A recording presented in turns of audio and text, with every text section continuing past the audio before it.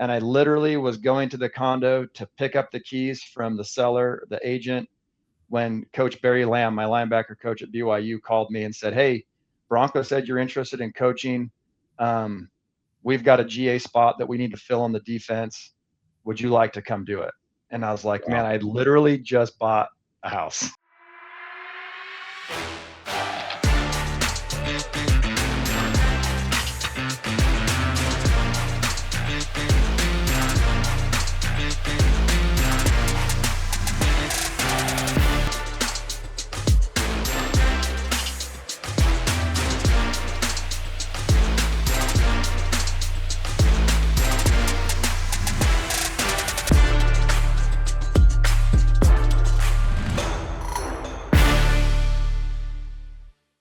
Hi, my name is Mike Lacey, and we are with Beyond the Game.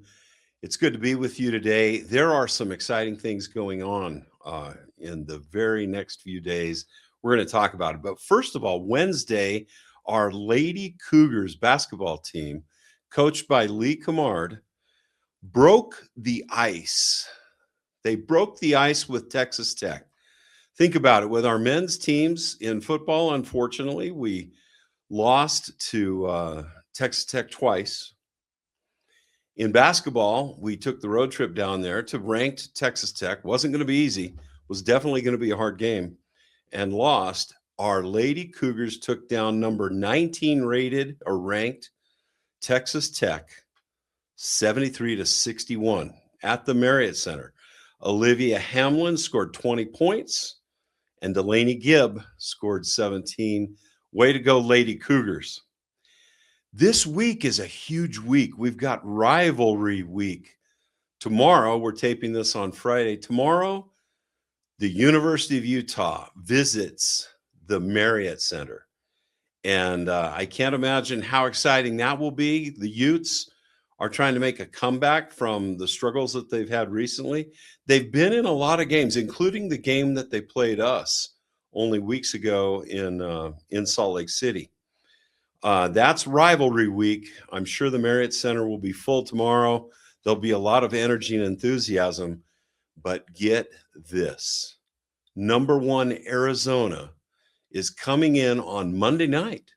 So a short rest for both teams. Both Arizona and BYU play Saturday, obviously.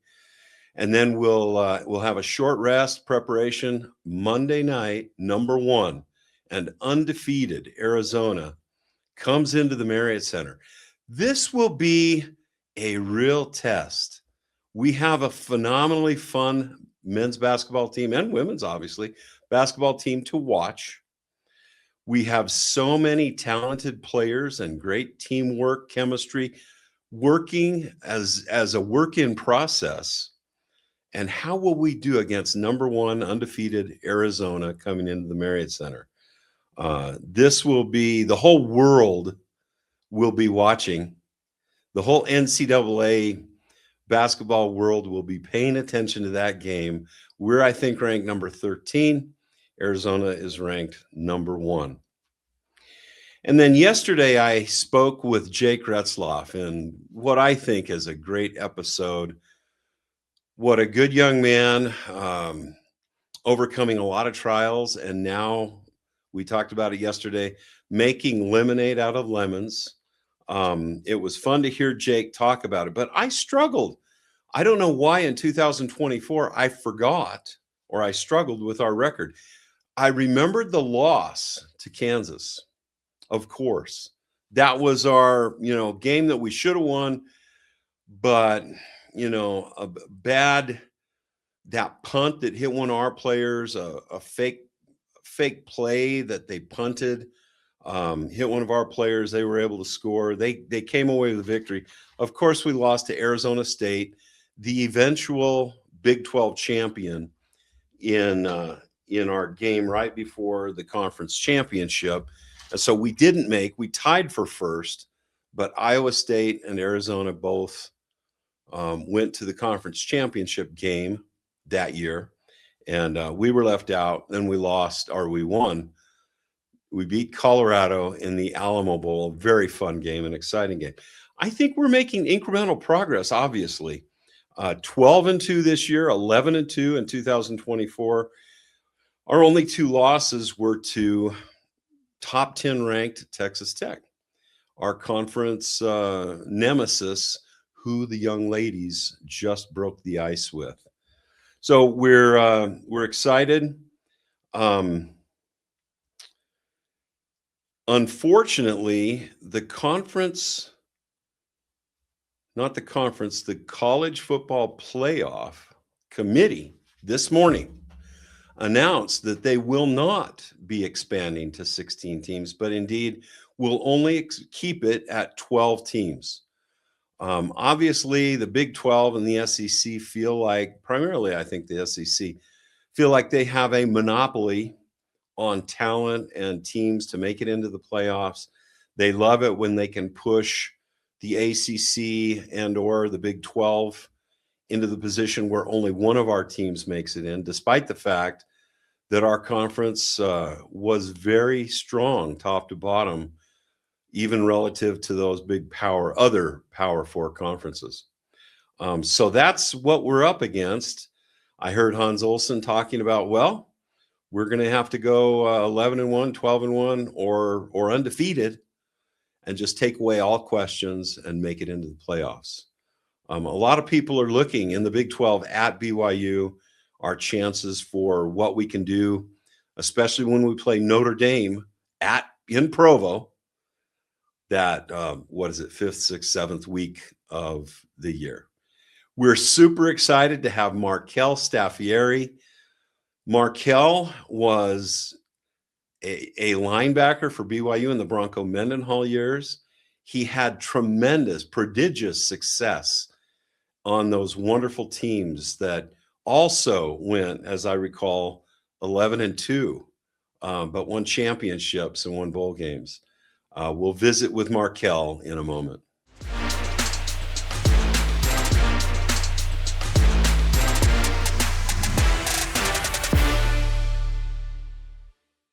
Yesterday, we spoke with Jake Retzloff and had a wonderful conversation about what's going on in his life. And we talked about bowl games, the college football playoff.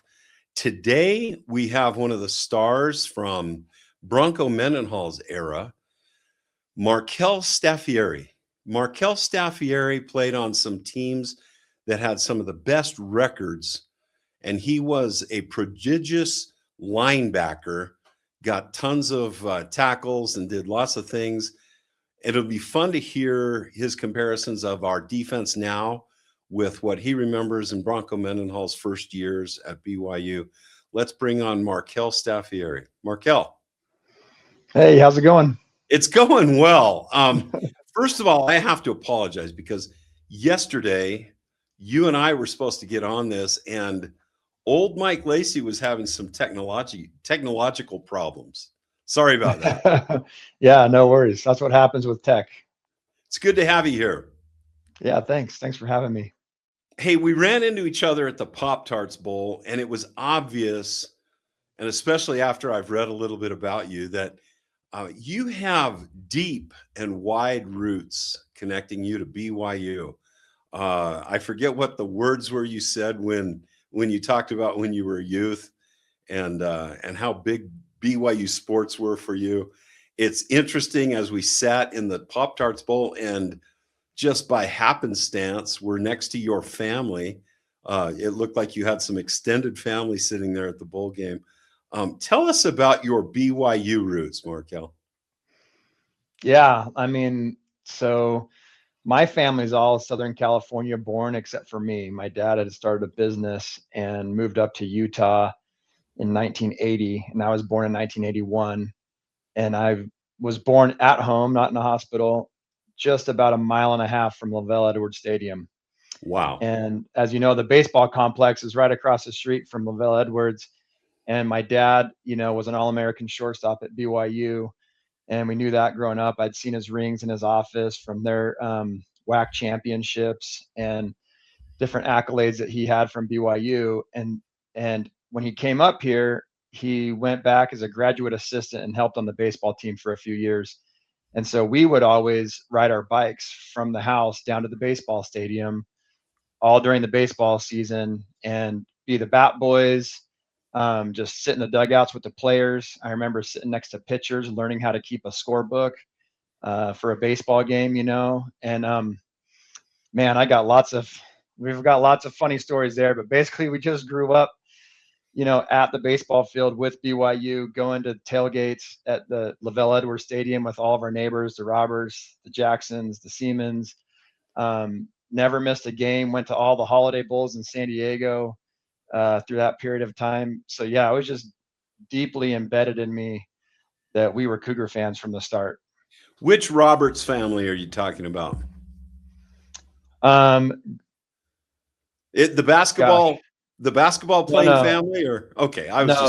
These are just horse folks. Jack and Liza Roberts, and then their son Greg had a bunch of kids boys that all lined up with my brothers and I. But their house is, they were our backyard neighbors. They got big horse pastures in there, and so we would walk through their house to school. But yeah, I think Jack and Liza Roberts went to every BYU home game for probably 50 years. Wow. And they've both passed away now, but they never missed a game, never missed a bowl game, never missed a home game. And then I think you married into another kind of BYU connection family. Is that correct? Yeah, that's a funny story. So I married John Beck's sister, Anna. And the funny part there is that when John and I were in high school getting recruited by BYU, we happened to come up on the same recruiting weekend, which wasn't a big recruiting weekend. It was kind of an odd weekend just because of both of our schedules. We did a weekend where it was just my friend Peter Ord and I from Torrey Pines High School and John Beck from Mountain View and Mesa. So we spent the weekend together. I think high school egos got in the way of a good friendship there, and we left the weekend probably not liking each other very much. On my mission, I served with a guy who was one of John's receivers at Mountain View in high school. And it came up and I was like, oh yeah, that John Beck guy, he's so cocky, blah, blah, blah. And he was like, John's like one of the most humble, nice guys I've ever met in my life. So I kind of put that in the back of my brain. And when I got home, I don't know, in the locker room, we kind of became buddies, found out we both loved baseball. So we started a summer softball team with some of the guys. And all this time I had no idea John had a sister, and just randomly ran into her in line orientation to become camp counselors as a job, like a summer job. So I'm talking to this girl and she's like, yeah, my brother's on the football team. And I was like, oh, who's your brother? She goes, John Beck. I was like, oh, like our starting quarterback? And so, I mean, she's a beautiful girl. So she went up to the front to get some paperwork, and I'm texting John. I'm like, hey, I'm just sitting next to your sister, man. She's pretty cute. Can I take her out on a date? And he said, sure. He goes, but I was supposed to pick her up from that meeting. Can you bring her home for me? So I did him that favor. And the next night we went out on a date with John and his wife, Barb. And that was it. Never went on another date with another person ever again. What was so interesting at the Pop-Tarts Bowl is my wife and I were sitting there, and we made friends with the gentleman sitting right next to us. And his first name turns out to be Wendell. And Wendell, I forget how the conversation got to this point. He was kind of like Anna. He wasn't bragging about his son, John, but it turned out that we discovered that he was John Beck's father. And I'm just amazed because John Beck obviously has become a quarterback whisperer in the NCAA, and especially for BYU quarterbacks. And I'm glad that you've reconciled your relationship with John. Oh, man. Yeah. So by the time Anna and I started dating, we'd become really good friends. Like I said, we did the softball thing.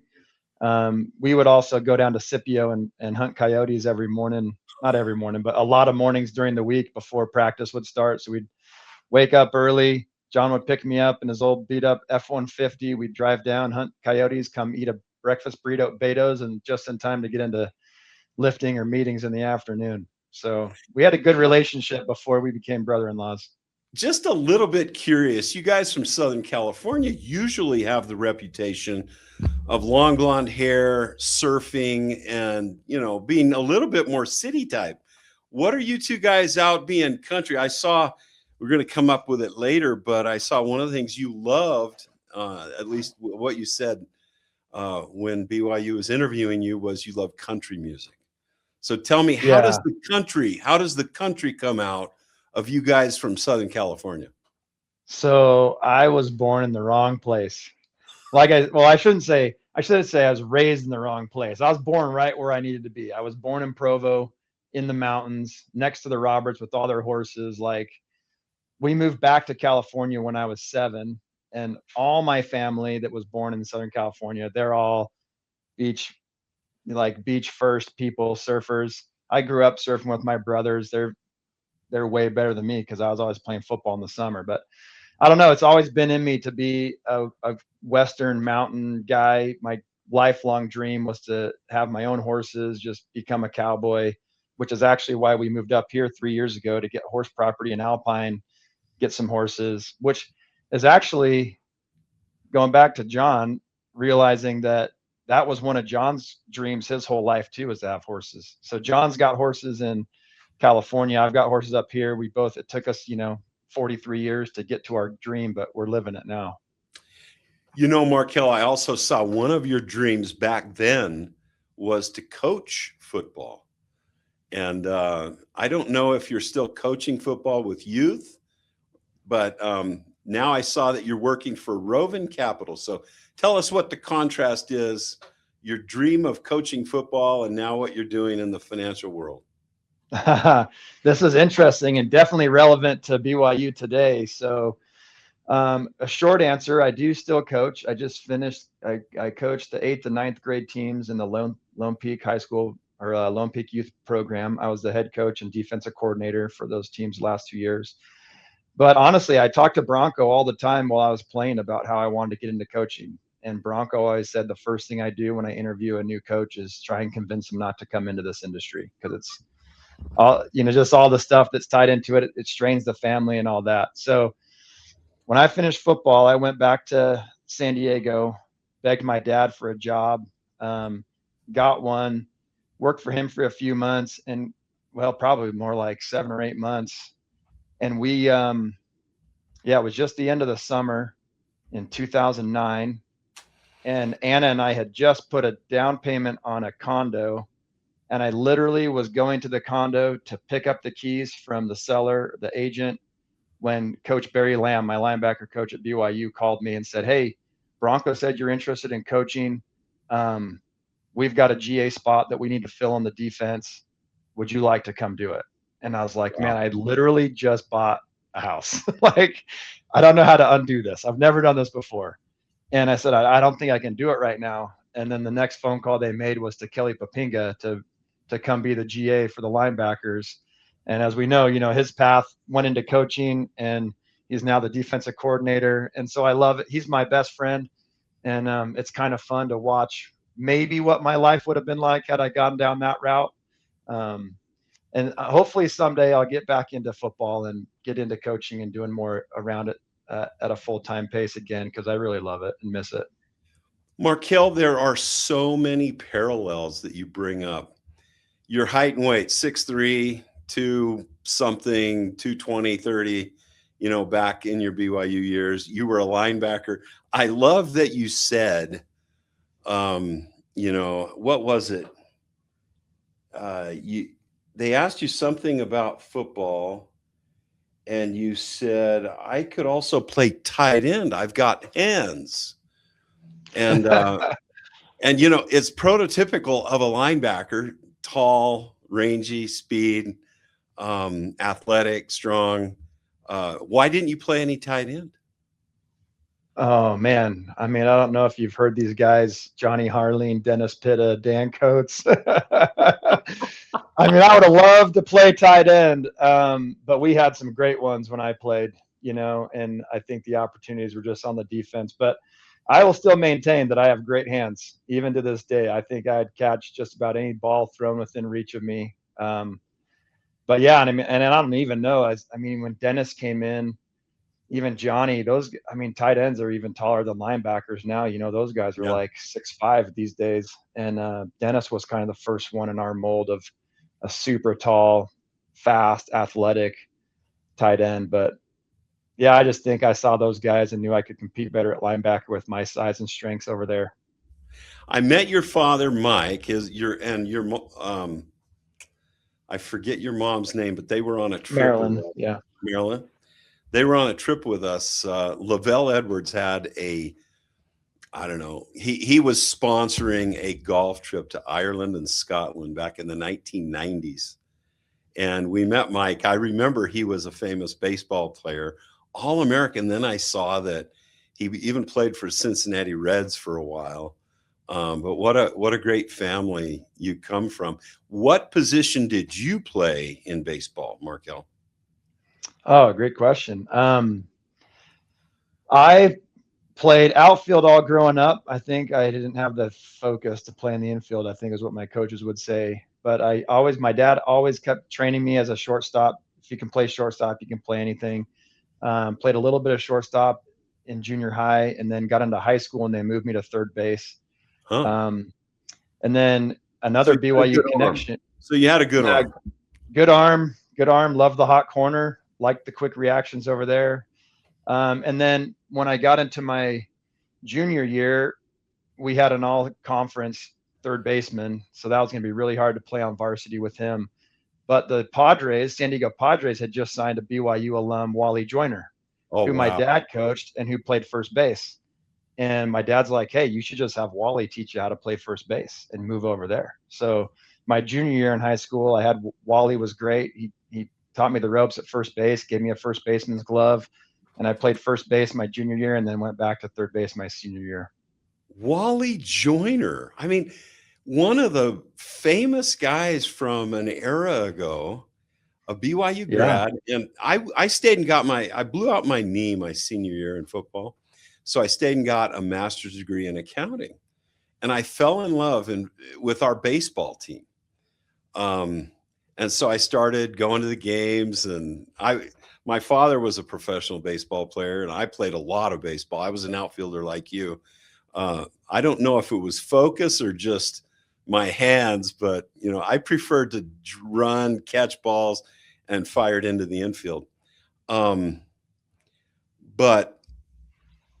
wherever that point was going, baseball is such a great game for developing your hands, for body movement, for football. And your father, Markell, your father, Mike, was obviously a standout baseball player at BYU.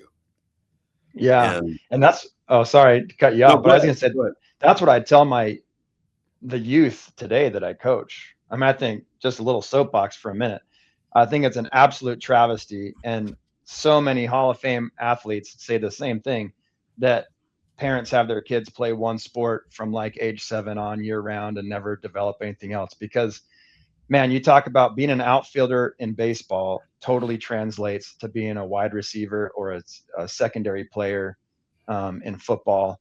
All the basketball skills that you learn translate to baseball so well. Playing defense basketball is like great footwork to be an infielder in baseball. I feel kind of bad for the kids these days that specialize so early and they miss out on all this cross training that teaches them how to be such better athletes in their main sport. The other disservice we do by doing that is not giving them as many championship chances.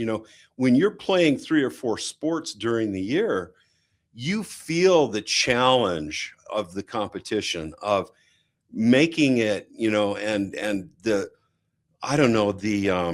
anxiety of the next big game. And so when you've played baseball and you step in there and it's an 0-2 count, or you're playing basketball and, the final basket is up to you, the ball's in your hand, the clock's ticking down. Those challenges that we have emotionally are equally important. And yet I'm jealous of you, Markell, because Wally Joyner was your personal coach. Are you kidding me? That's so cool. Yeah, and the cool thing about that is, if you remember, he had a great teammate who hit a ton of home runs too, Corey Snyder. Yes. And Corey and his son are now my son's hitting coaches. So they drive down to see Corey in Spanish Fork to get their hitting lessons, which is also a lot of fun. Sometimes I get my eras wrong, but I was getting my master's in accounting. I was taking classes. I was getting over my knee injury and surgery. And I remember our BYU baseball team, and I bet your father was on this team. I don't know. You tell me. But we made it to the I forget if it was the quarterfinals, the semifinals, and we met Arizona State. And of course, I'm up in Provo rehabbing on my knee, and I'm listening to this game where BYU jumped ahead. Corey Snyder, Wally Joyner, I think, was it Mark Aguilera, the pitcher? Not sure. Rick Aguilera, yeah. Rick, I'm sorry, thank you. And we ended up losing to Arizona State because some lefty named Barry Bonds hit a grand slam. Has your dad ever talked about a game like that? Oh yeah. I've heard all the stories, man. And that guy, my dad's memory is impenetrable. He remembers every detail of everything, every single baseball game he's ever been a part of. So isn't that funny how with baseball, I'm going to talk a little bit later about a Mendoza line. Can you explain to our listeners what the Mendoza line is? Yeah, the Mendoza line is a 200 batting average, so you better be above 200. Even if you're a great shortstop or second baseman, you think of your middle infielders, and they're there primarily for their defensive capacities. But if they're not hitting 200, they're not going to make it, right? Nope. And Fernando, did you watch the college football final? I did, yeah. Indiana.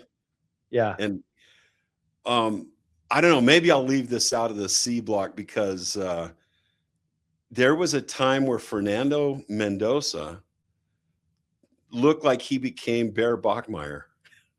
It was a fourth down. Do you remember that fourth down play? Yeah. In fact, I remember seeing a post on X yesterday or the day before. Some Indiana fan, he made some comment about that run, into the end zone. And I was like, oh yeah, we already experienced that on a game by game basis with Bear. Like it's not that impressive. Bear does it every time. No, I know. But it was interesting how here was the game on the line, fourth down, 5 yards to go into the end zone.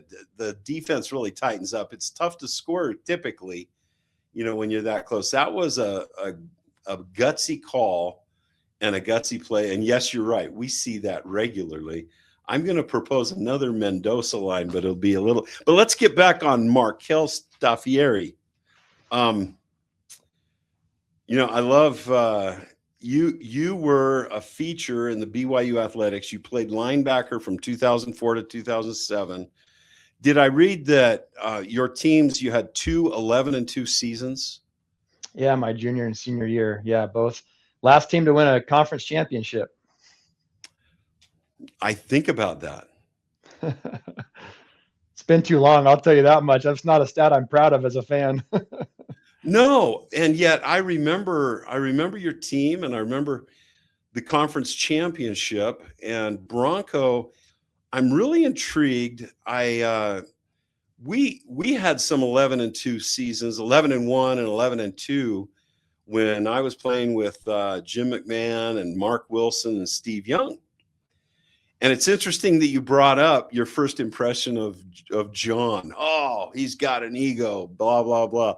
Well, when you stand Steve Young and Mark Wilson and Jim McMahon together, 3 very contrasting personalities. But what do you need as a baseball player? Let's go back to baseball. When you step into that batter's box, Markell, what do you need, most of all, to be successful, at hitting the ball, especially when you got a 2-2 count or whatever, and your team really needs you to get a base hit. There's a guy on third and you're down by 1. What is it that you need as a baseball player in that batter's box? Yeah, the number one thing far and away is confidence. You can't be a hitter if you don't have confidence that you can face anybody, anytime, right? And you're going to fail 70% of the time anyways, but you have to believe that every at bat is the at bat that you're going to win. And that, just trust your hands. I always just trusted my hands that I could, anything near the strike zone, I could get a barrel on somehow, some way. So I think it's just that confidence. You got to have it. That's the perfect answer. And yet, when I contrast Mark Wilson, Jim McMahon, Steve Young, and the other quarterbacks I knew, each of them had that confidence. It was shown in different ways with each of those individuals, but each of them had that confidence. And I don't know, in life you need that too. Tell me about your Rovin Capital. What kind of confidence do you need with Rovin Capital? You need a lot of confidence and conviction in the choices that you're making. So Rovin Capital is a full service boutique financial planning investment management firm. So, we literally hold the financial security of our clients' lives in our hands, and it's predicated upon the choices that we make and the accountability that we have to them to make sure that they're on track and we're achieving what they've tasked us to do. So, there's a lot of stress that weighs on you that, some guy with his wife and kids, their whole financial future rides on the choices that we make for them. So. Yeah, for them and with them, I guess you're a fiduciary. Mm-hmm. Yep. Good for you. And where is your office located? So we have 2 office locations, one in Mesa, Arizona, and then one here in Lehigh, Thanksgiving Point. And we service clients in pretty much all 50 states and even a couple foreign ones. I'd love to talk stocks with you because I was a portfolio manager at Morgan Stanley and Merrill Lynch. Oh, yeah. I can't let go of my stocks. Despite my age, I'm never going to let go of my stocks. Well, hey, they're still great. Statistically, it's still the, over a long period of time, still the #1 asset class to invest in. And you'd love to probably compare notes with my cousin, who's my business partner. He was a longtime Morgan advisor and then went to Goldman Sachs before joining me at Rovin. Do you know Paul Shoemaker up in Salt Lake City? He's the manager of the Morgan Stanley office, but he was a quarterback in the 1990s. Yeah, that name's super familiar. I've never met him. I'm sure Eric knows him. Yeah. All right, Markell. You had some nicknames. Why did they call you the Bison? Or well, Staff is obviously obvious. Yeah, Staff was easy. Staff infection. Those were 2, like from the time you were 2 to forever that they use. Man, Bison's an interesting one. That kind of goes back to a little bit of high school. My high school football team, we had like a group of us called the Bison, and then we had different nicknames inside there. So I was Miami Bice because I was I did have, you talked about the surfer long hair. If you see maybe like my freshman profile at BYU, I had a big blonde curly froey hair. And then I had a good close circle of friends at BYU, Nate Mickle, Cameron Jensen, Dustin Gabriel, Cale Buchanan. And I don't know, we were like messing around playing a video game one weekend or something, and we decided to come up with code names that all tied to animals. And I was the Bison because I was like, I don't know, in high school I was like the Bison. And I think Cale Buchanan was the Mongoose. That's probably the only one I remember. I can't remember what the other guys were, but yeah, so that's where that one came from. Those days in college are fun. And oh yeah. I love that you guys, I was at this game. You played Oregon in the Las Vegas Bowl. Yeah. You remember that game? Never forget that game. That was, Oregon, even back then, was considered one of the cream of the crop. And that game was so fun for me because I love it when our BYU teams win by a big margin. That is just so fun. Doug Scoville used to say, we like to light up the scoreboard. So tell me about that Oregon game. Oh man, to understand that game, you got to go to the whole week of bowl week and the interactions we had with the team, they were talking trash to us the whole week, everything that we did together. And then at the Las Vegas Bowl, you have this dinner with both teams, and they always have a guest speaker there. And I cannot remember this guy's name. He was an NFL, TV color guy. And he, for about 30 minutes straight, just ripped on BYU, ripped on Mormons, it was like, are you like, who invited this guy to come to a place where we're supposed to be celebrating two programs? And was he trying to be funny? Was he a comedian? He wasn't even trying to be funny. I think he just really hated us for whatever. We actually, Lee Corso came the next year and did the same thing, but I think he was trying to be a little more funny.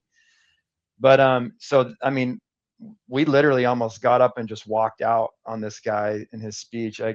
Bronco was fuming on the stage. So it was like this whole week of just Oregon belittling us, everybody involved in the game belittling us, and it felt good to just put a butt whooping on them. From the first play.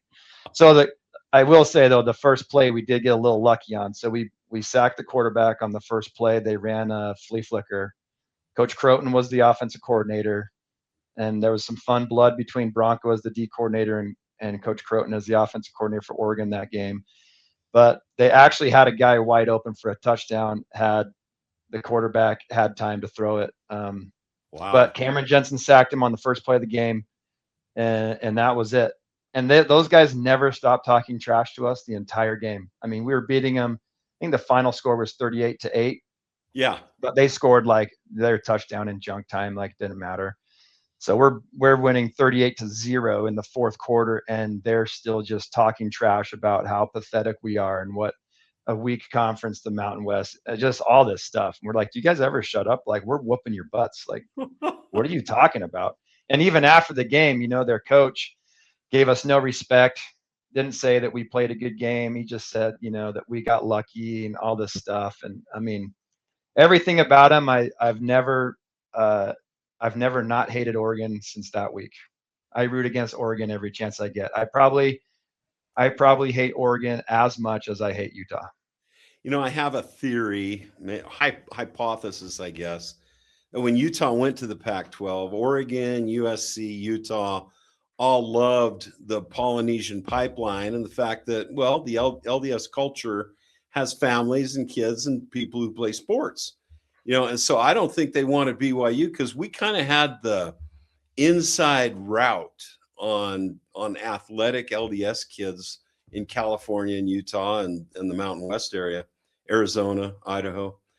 And I almost have this attitude like they wanted to keep us out of the Pac-12. In my years, Lavelle Edwards would come to us and say, well, the Pac-12 has given us an invitation to join. Back then, it was the Pac-10 when Arizona and Arizona State had gone over. And but we're not going to go over because we have to go with Utah, our travel partner. And they weren't inviting Utah. Boy, did the tables shift, right? Yeah, right. Yeah. The next year, you guys played UCLA in the same Las Vegas Bowl. I was there too, and there was a famous hand that kind of won the game for us at the very end. Yeah.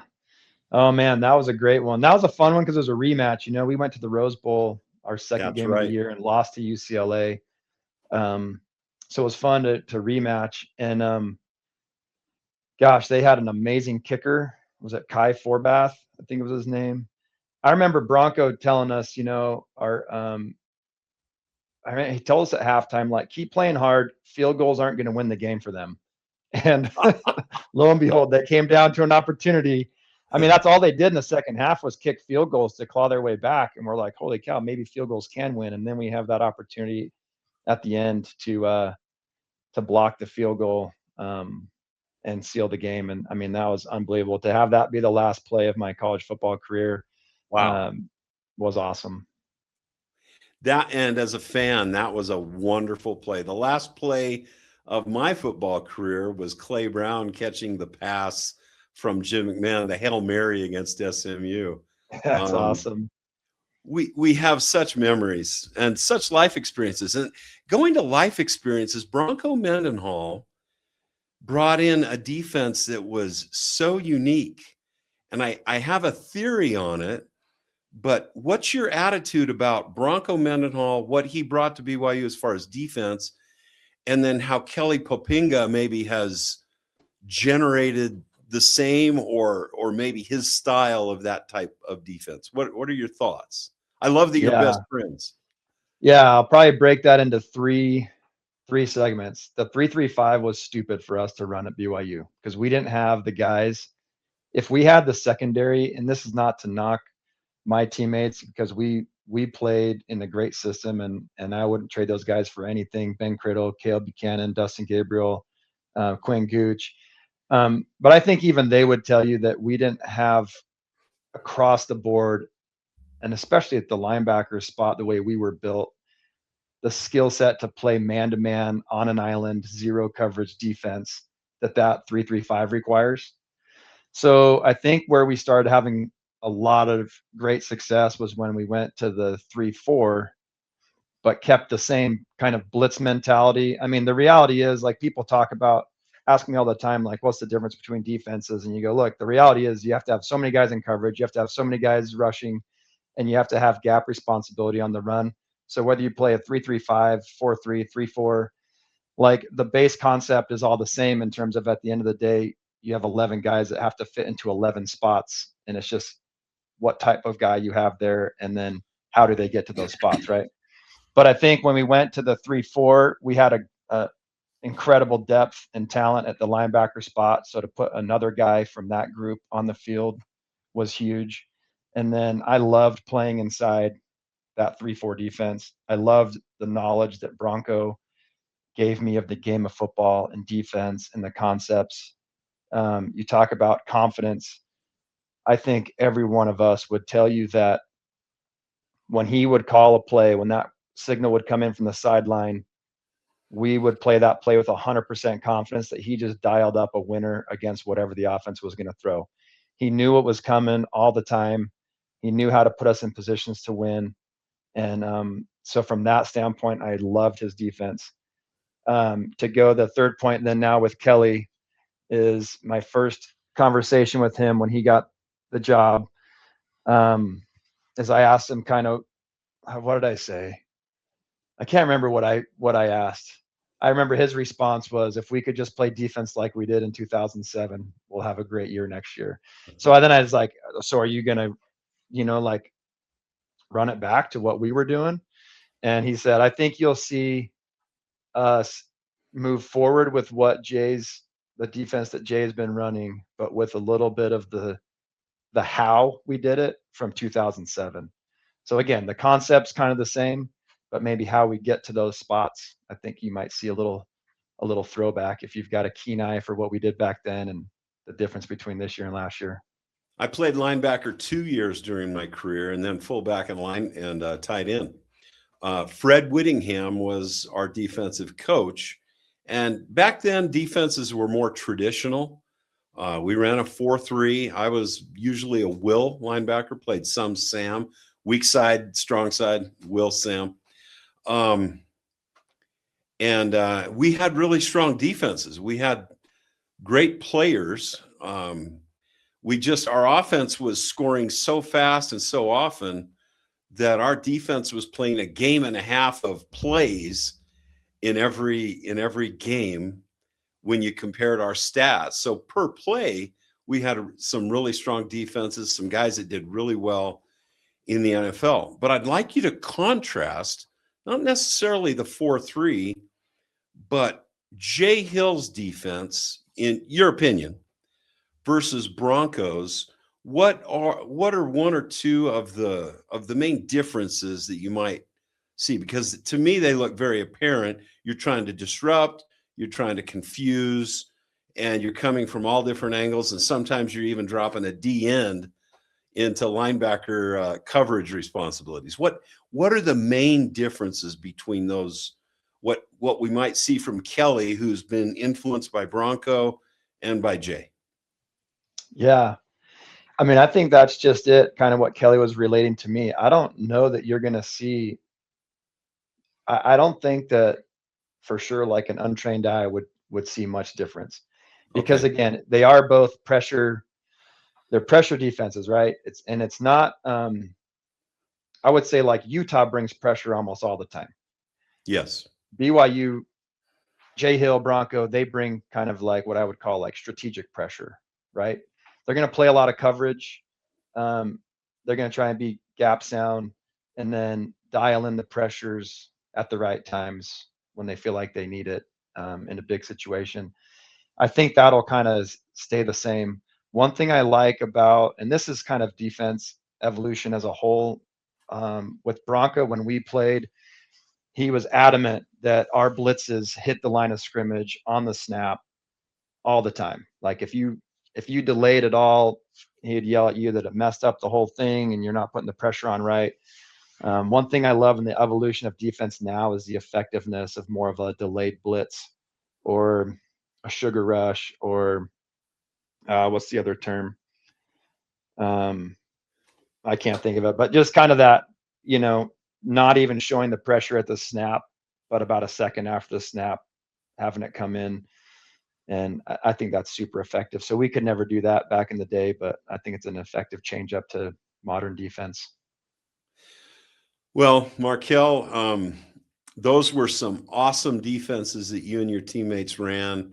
I remember you and David Nixon, and Bronco is one of the best defensive minds of our era, and so that, tell us as a true blue BYU born and bred young man, what are your thoughts about the future, about the now? Share your feelings about BYU and what you'd like to share with our Cougar Nation. Man, I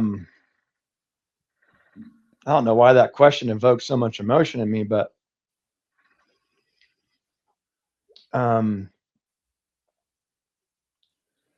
BYU, what I'll always tell BYU is that it is the athletic programs there are life-changing for a lot of people.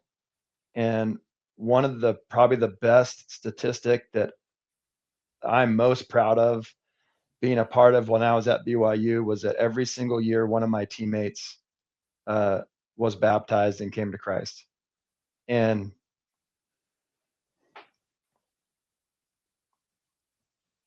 if BYU athletics existed for no other reason than that,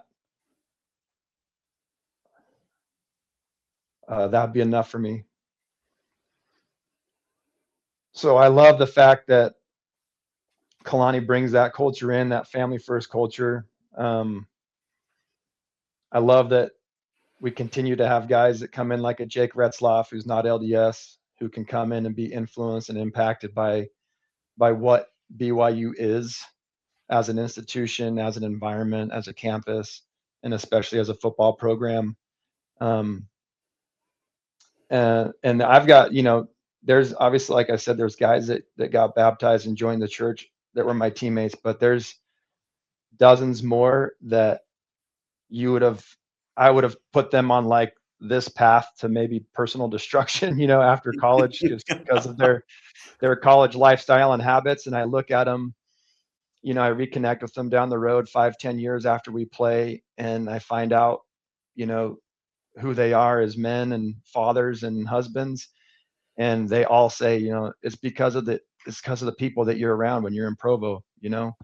One of my teammates in particular, I think all of us would have said, he's probably not anywhere near religious at all. And his personal habits were probably not great. And then I talked to him and he's living in Salt Lake. And I'm like, I'd have thought you got out of Utah as fast as you could. He goes, no way. I've never been around like a better feeling in my life than being around the LDS people in Utah. And I wouldn't want to live anywhere else with my family than here. And so, I mean, that's what I hope the future of BYU football is it just continues to impact and change the world and affect lives for generations. I worried at first when Kalani came out with a love and learn.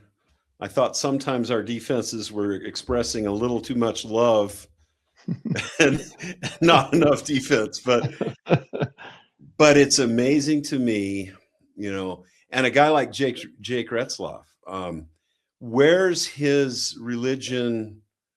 Probably is not the right word, but with diligence. And despite the fact that his circumstances were so difficult in the last year, he essentially shared his testimony or thoughts that BYU and his connection with the people, he'll never forget. And those are things that will impact him for the rest of his life. You shared that very faithfully. It's a joy to see that picture of our Savior behind you. And I'm grateful for the Big 12 conference. Generally, the Bible Belt, the Midwest, sometimes there are frictions between members of the Church of Jesus Christ of Latter-day Saints and evangelical Christians, but we have so many faithful comparisons, parallels.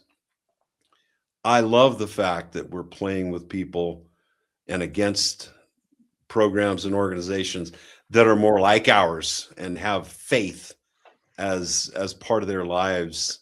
It's a blessing, I think, that we didn't get into that Pac-12 or Pac-10, but that we're in the Big 12. Any final thoughts, Markell? Yeah, go ahead. No, I mean, I love that. I served my mission in South Carolina, so I've experienced that. Maybe Christian conflict firsthand, but I love it. I mean, I think that it's a great opportunity for the world to really understand who we are as a Christian faith, and really what our faith is in Jesus Christ and his sacrifice and atonement for us. And that hopefully we can find common ground. I think as a nation, we need to find more common ground rooted in the Christianity that we're founded on. And yeah, I love being part of a Christian conference, basically. I mean, it's kind of what the West Coast Conference was too, right? But now we're on like a bigger scale of what I'd call like the Christian conference. And it's awesome to be around the people in the South. I like that, Markell, the Christian conference. And generally that, you don't want to generalize too much. Jake Retzloff might take, hey, wait, we're not all Christian. But think about it. I mean, people of faith, people who believe in God, it's a joy to be around those people. And you're right. Amen to you, because we need to find more common ground. We have so much common ground. Thank you for all you represent, Markell. And thanks for being on Beyond the Game with us. Man, I really appreciate the opportunity to share with you. So thanks for having me.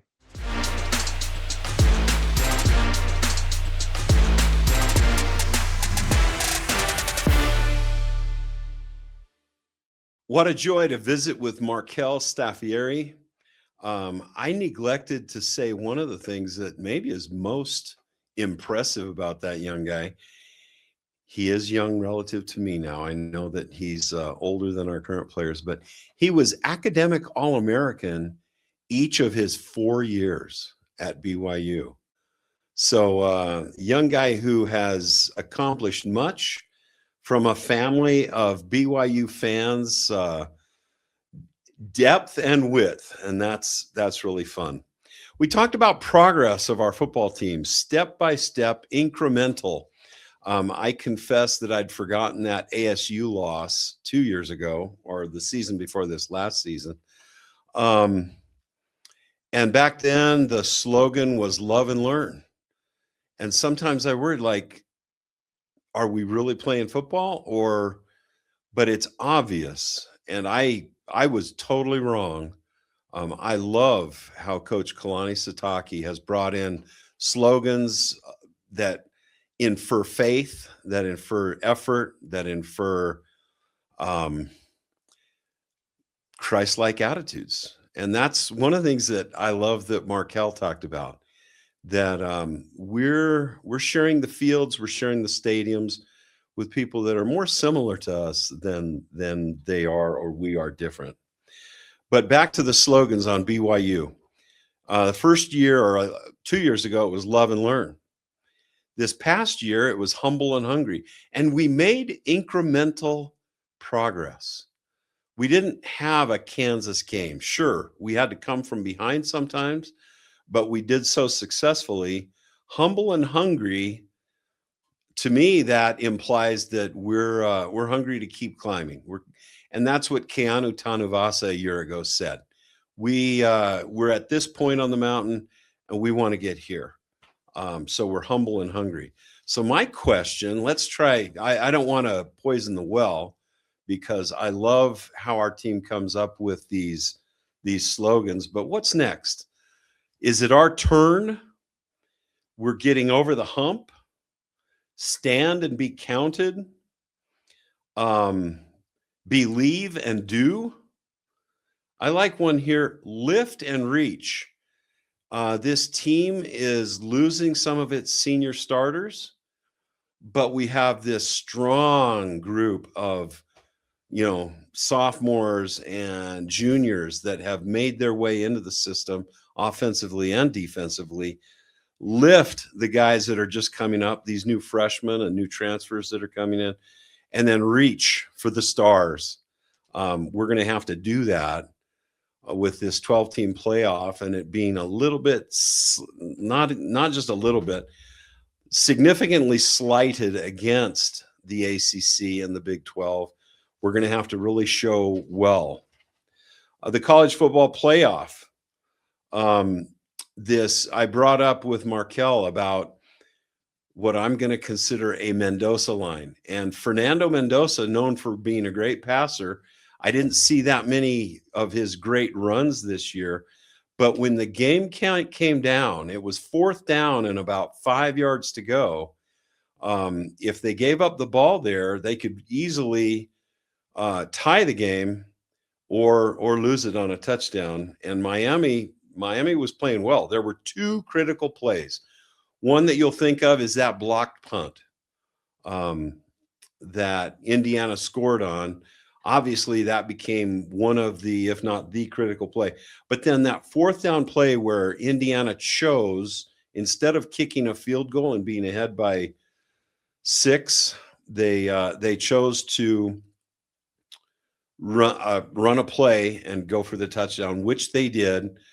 Miami ended up scoring right after that, so it ended up being, I think, a 3 or a 4-point game, a 4-point game. But the Fernando Mendoza looked like, for a second, Bear Bachmeier. I love how Markell said, we see that every week. We see Bear Bachmeier running through people. And think about it. Fernando Mendoza put his head down. He reached for the end zone. He got hit midair. He got hit multiple times on that run. He's a big guy too. But we see that out of Bear Bachmeier every year. I wonder how that plays when you make the switch from the NCAA to the NFL.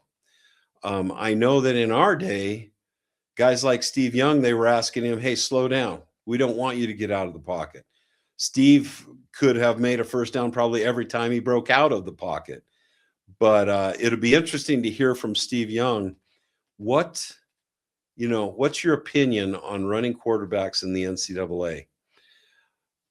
We didn't see Fernando Mendoza as a primary runner for his team, and I'm hoping that we're protective of Bear Bachmeier. Bear obviously showed in the Iowa State game and in the Texas Tech games when LJ Martin was injured, or we had to do more throwing because in the Georgia Tech game, the bowl game, Bear Bachmeier is a great passer, and we have some great receivers. It'll be fun to see us open up the playbook and maybe run not Fernando Mendoza, but run Bear Bachmeier less. I know he's great. He runs over people. I just want to see him make it through the whole season. Just an opinion from an old guy who played with some quarterbacks who could really run well, just like Bear. The Mendoza line is you can't play baseball unless you're hitting over 200, and maybe Bear should only run 20% of the running plays for our team.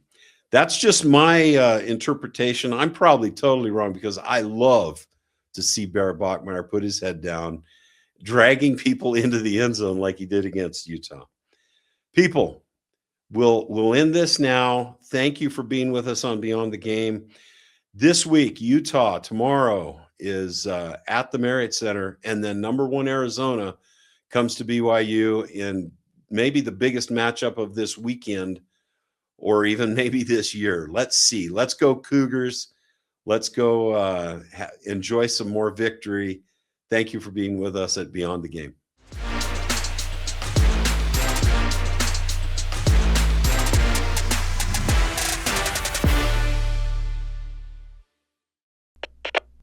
We are Rogue Media Sports.